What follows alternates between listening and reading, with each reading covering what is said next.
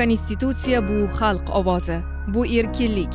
Konstitutsiya o'z fikrlarimizni ifoda etish, e'tiqod va orzularimizni qo'rqmasdan amalga oshirish imkoni. Konstitutsiya bu adolat va tenglik.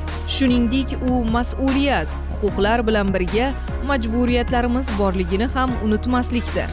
O'zbekiston Respublikasi Konstitutsiyasi 1992-yil 8-dekabr kuni qabul qilingan. 2023-yil 30-apreldagi referendumda qabul qilingan O'zbekiston Respublikasi Konstitutsiyasi to'g'risidagi Konstitutsiyaviy qonuni 1-maydan kuchga kirdi. Konstitutsiya mamlakatning butun hududida oliy yuridik kuchga ega va to'g'ridan-to'g'ri amal qiladi.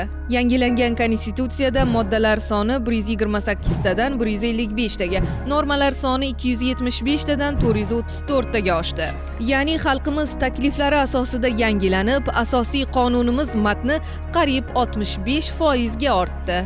Avvalgi O'zbekiston Respublikasi Konstitutsiyasida tashqi siyosat bobi faqatgina bitta moddadan iborat bo'lgan bo'lsa, yangilangan Konstitutsiyada esa ushbu bobga yana bir modda qo'shildi. Ya'ni 17-moddada O'zbekiston Respublikasi xalqaro munosabatlarning to'la huquqli subyekti ekani alohida ta'kidlab o'tildi. 18-moddada esa O'zbekiston davlatlar va xalqaro tashkilotlar bilan ikki va ko'p tomonlama munosabatlarni har taraflama rivojlantirishga qaratilgan tinchliksevar tashqi siyosatni amalga oshirishi belgilandi. Yana bir muhim jihat, Konstitutsiyamizning 23-moddasida O'zbekiston Respublikasi o'z hududida ham, uning tashqarisida ham o'z fuqarolarini himoya qilish va ularga homiylik ko'rsatishi kafolatlangan.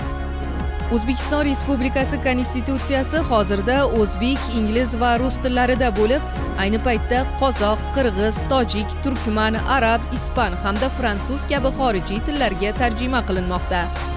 Bizni millat sifatida belgilab beruvchi huquq va erkinliklarimiz kafolati bo'lgan Konstitutsiya kuni muborak bo'lsin.